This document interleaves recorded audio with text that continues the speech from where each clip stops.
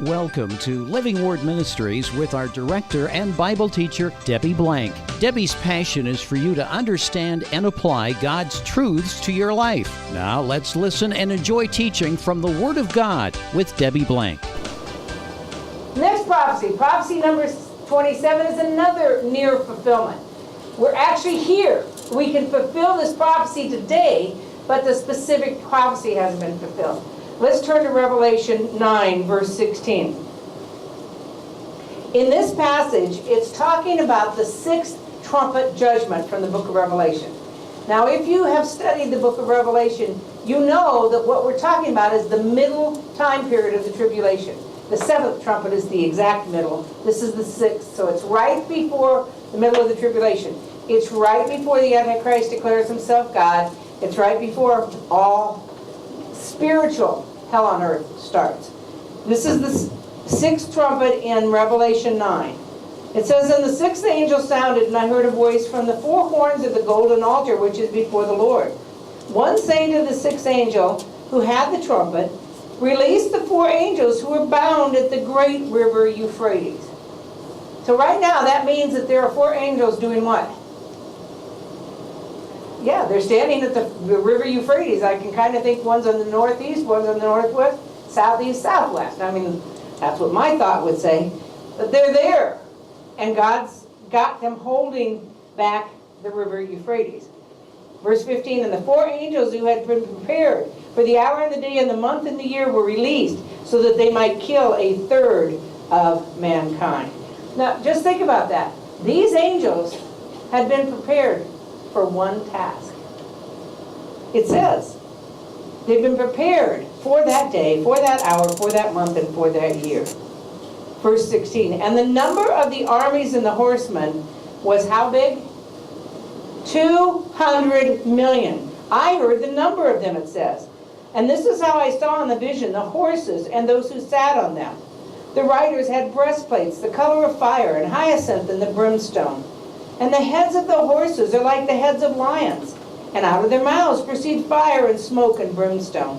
And a third of mankind was killed by those three plagues, by the fire, the smoke, and brimstone, which proceeds out of their mouth."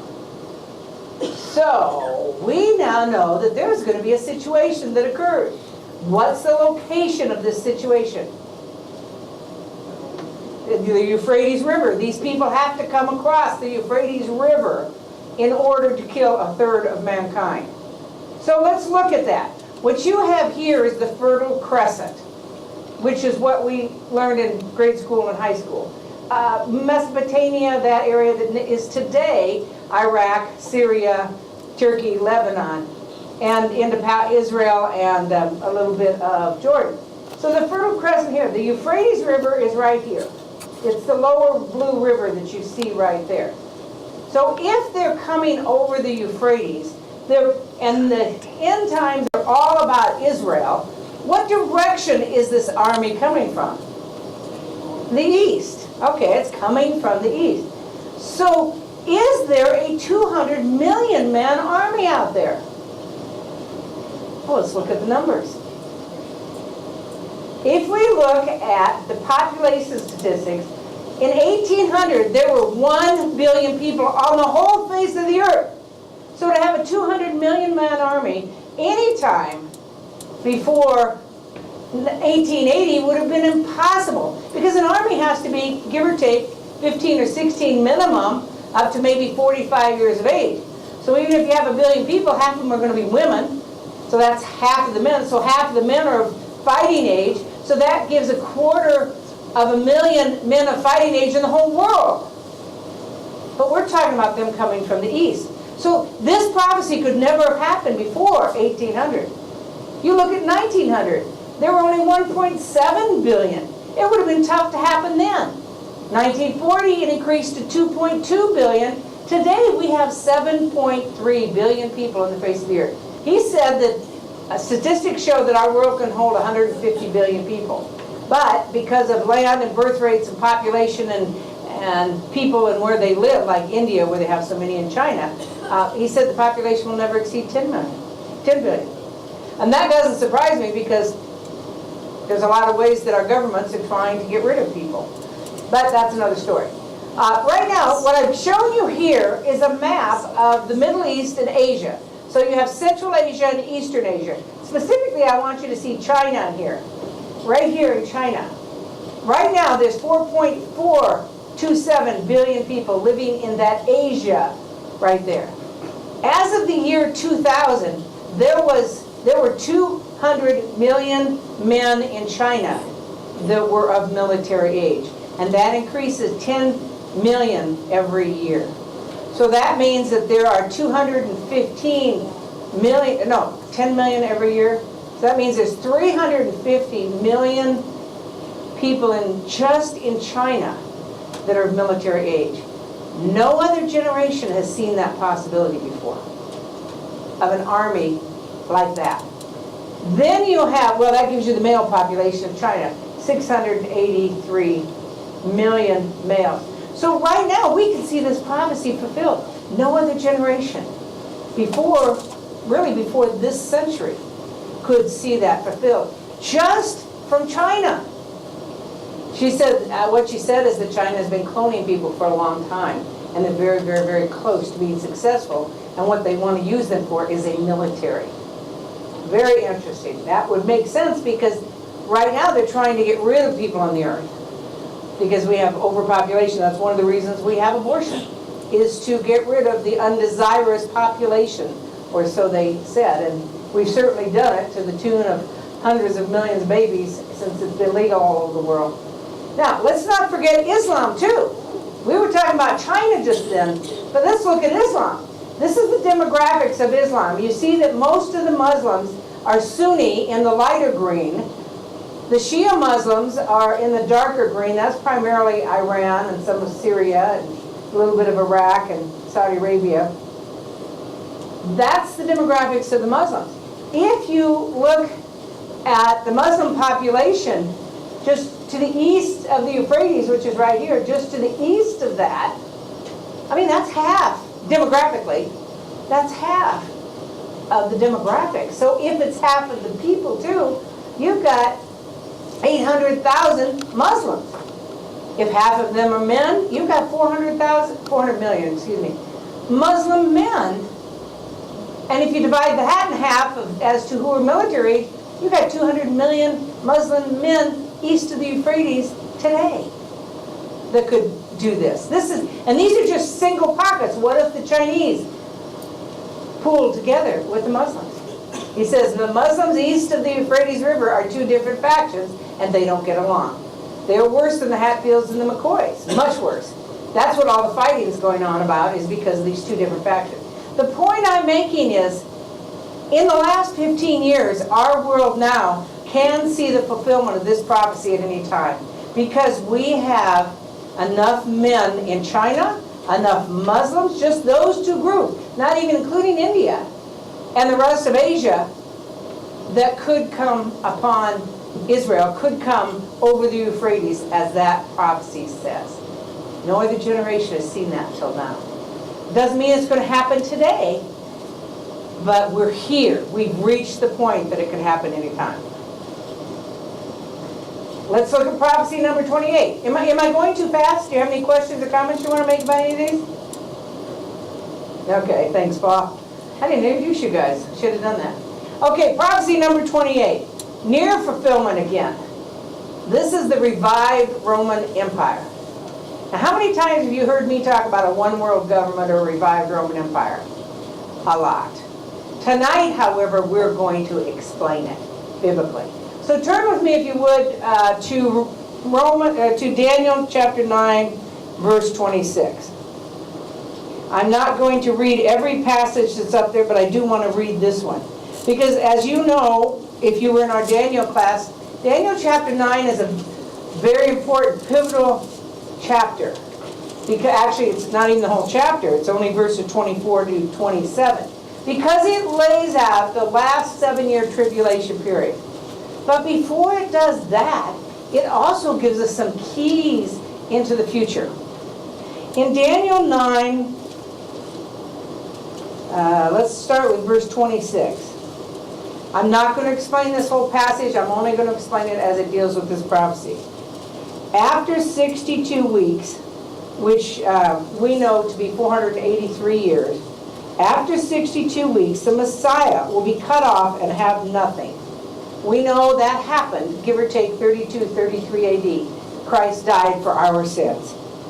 And the people of the prince who is to come will destroy the city and the sanctuary. Timing here then is Christ is going to die. Sometime after he dies, somebody's going to come and destroy the city and the sanctuary. Did that happen historically? Yes. When? 70 AD. Who destroyed the city and the sanctuary? The Romans, the Roman government. Now there are people who will tell you that the actual people who destroyed the legion, the Roman legion, were actually Arabs. Well, I find that nitpicking because, for example, in World War I, when you had the Black Squadron, I can't remember what they were called. Oh, Tuskegees, yeah, right, that's it. They were black. I mean, they couldn't serve among white men. And they were known because of their race. But were they considered a separate entity? No, they were considered part of our government, part of our military. So to say that the actual legion of the Romans who destroyed the city and the sanctuary were Arabs, the fact is they were Romans. They were from the Roman government. They were following orders from the Roman government. They were doing what they were told under the leadership of the Roman government. So, getting back to verse 26, it says, the people of the prince who is to come, the people will destroy the city and the sanctuary. We know the Romans destroyed the city and the sanctuary. But it mentions this prince who is to come.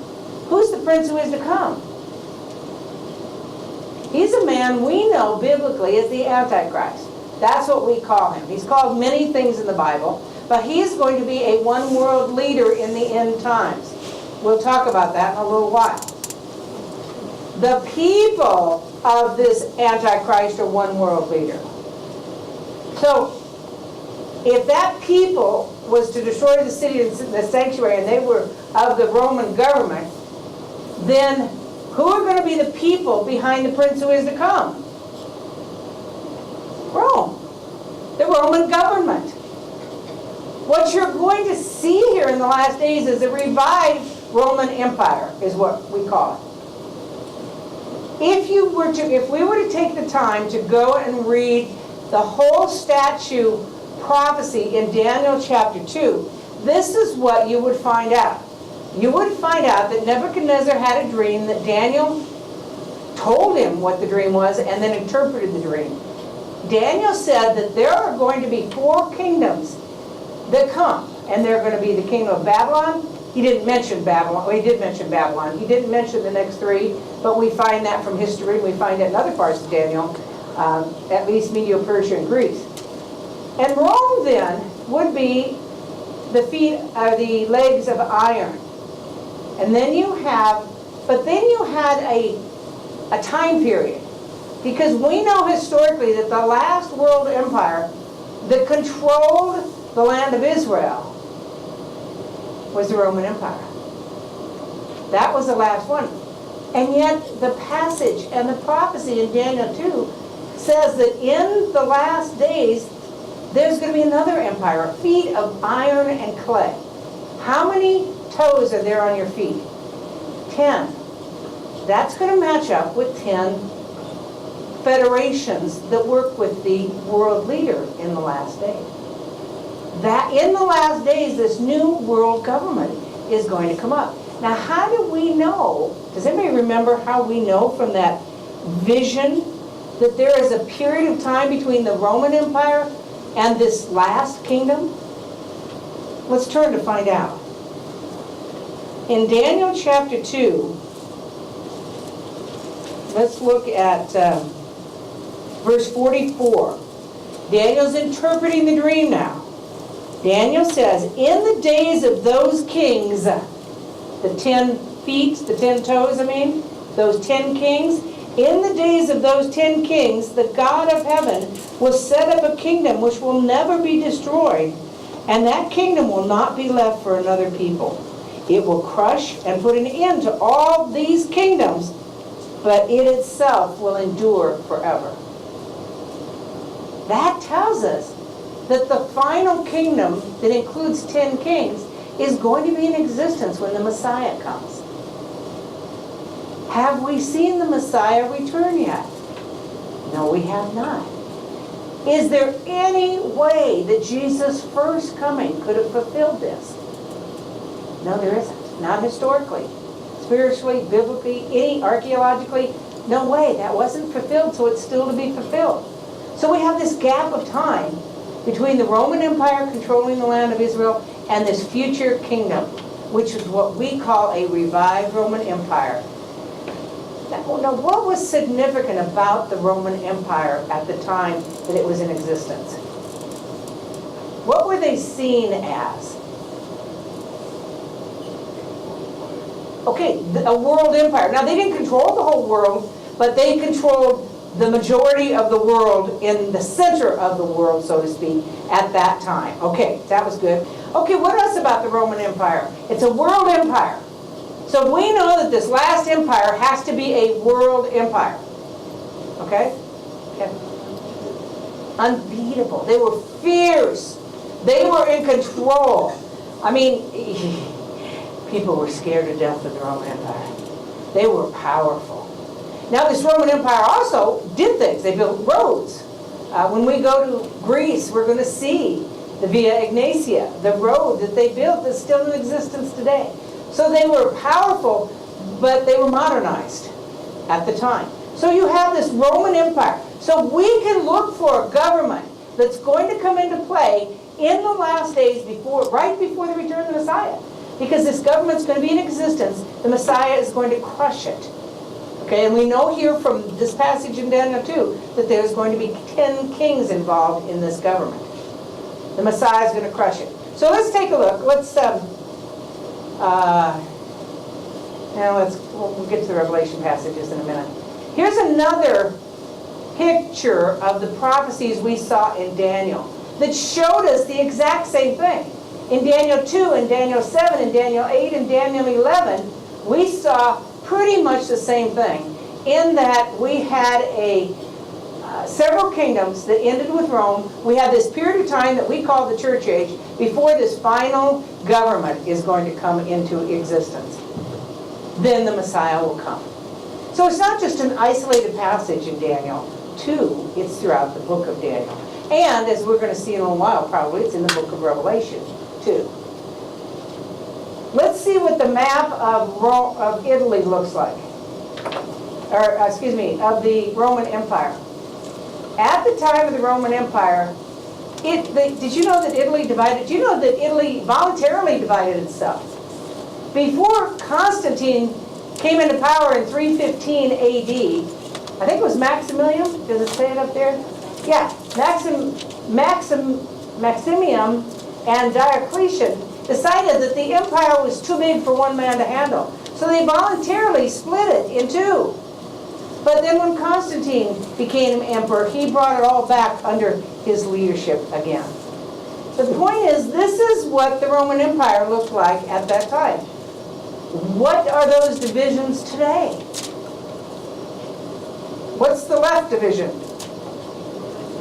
Pretty much Europe. You've got a little bit of northern Africa there, but it's primarily Europe. What's the eastern division? Primarily Muslim. Could that be the feet of iron and clay of this new kingdom? Is the revived Roman Empire actually this land? Or is it a one world government? He says there's too much evidence that it's going to be a one world government, not just them, but not just this part. It has to be a one world government. He mentioned the United Nations, we'll get to in a minute. But let's look at Europe just for a few minutes. This is the European Union today. That's pretty much everything you saw on the European side, and Greece, which was on the eastern side of that dividing line. That and more is what the Roman Empire was in the past.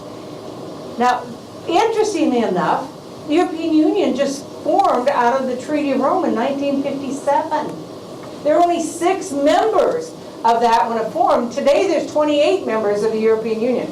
It started out as the European Economic Council Committee, anyway, TEEC. Now, then it went to the Community, and then it went to the European Community. Now it's the European Union, is what they call it. This is a picture up here at the top right of the people who came together to sign the Treaty of Rome, and to talk about it and to sign it. This is what we see today. I don't know how many of you were around and were watching. I think everybody was around, but I don't know how many of you were watching as the European Union started growing. Because everybody thought that when it hit number 13, then that was it, that the tribulation was going to start. Do you know why we thought that? Because there's a passage in Daniel that says that there's 10 horns, meaning 10 kings, and then 3 are added to it. And then it's taken out. But so everybody kept waiting for 13. Well, 13, 14, 20, now they have 28 members of the European Union.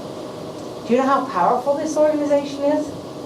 Obviously, they're having a lot of problems over in Europe right now, but this is second only to the United States. And I don't even know if it's second to the United States. I think it is. This is a very powerful organization.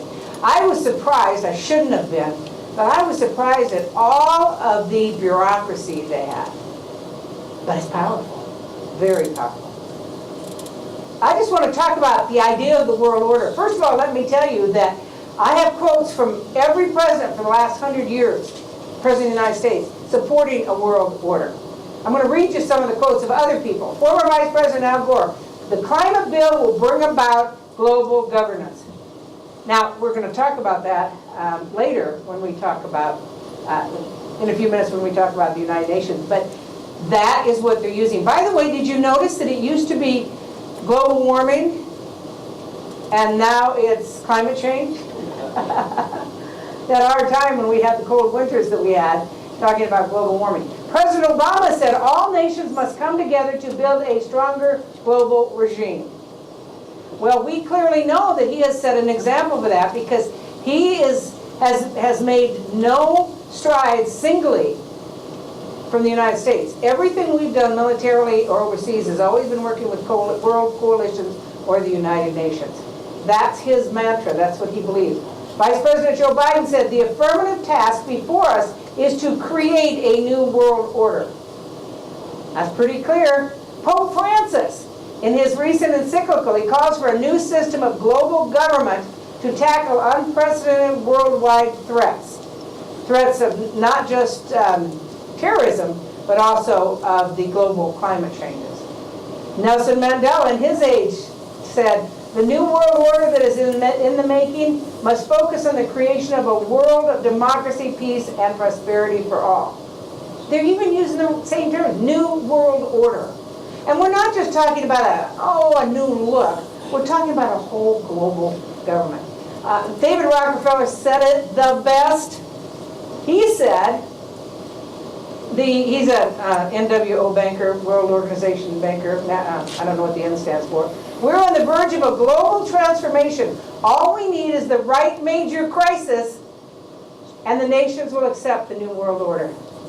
Is that not right? Look what happened in France. When the terrorism took place in France, they were talking about mandatory curfews. They were talking about no-knock search warrants. Anybody could go in anybody's house for any reason. That's what they were going to do after the terrorism took place. That's what they did. And you know what the people said? Okay, yeah, just keep us safe. Just keep us safe. So they gave up their rights and their freedoms. After 9/11, President Bush initiated the Patriot Act. I've only known one person that's ever read it. I've read excerpts from it. We gave up all of our rights in the Patriot Act because we want to be safe.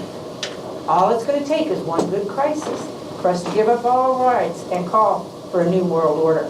Now, I was fascinated years ago when I taught the Truth Project. Have any of you ever been through the Truth Project? Okay, several of you have been through it. Well, it's a wonderful class put on by Focus on the Family, and the person who teaches it is Gil Taggart, something like that. Okay, anyway, it's very, very good. It's a wonderful series. If you haven't been through it, you want to go through it. What he said was very interesting, and that is that this is the world. I'm going to erase that and put it on two different charts. This is the world we grew up with, okay? And what you had is, you had God in charge of our world. But in this world that we live in, you had your church environment. You had government. So you had church. You had government. You had school. Let's see. Labor. And by the way, the government should be the state. You had labor. You had family. You had, of course, God and man. And then you have the community. So all of this that we grew up with in our lifetime centered around God. But the government can't have that, because if they have that, they can't be in control. And the goal of the governments right now, the socialistic, progressive governments right now, is that the center is the government. It's not God, it's the government. So now you have everything.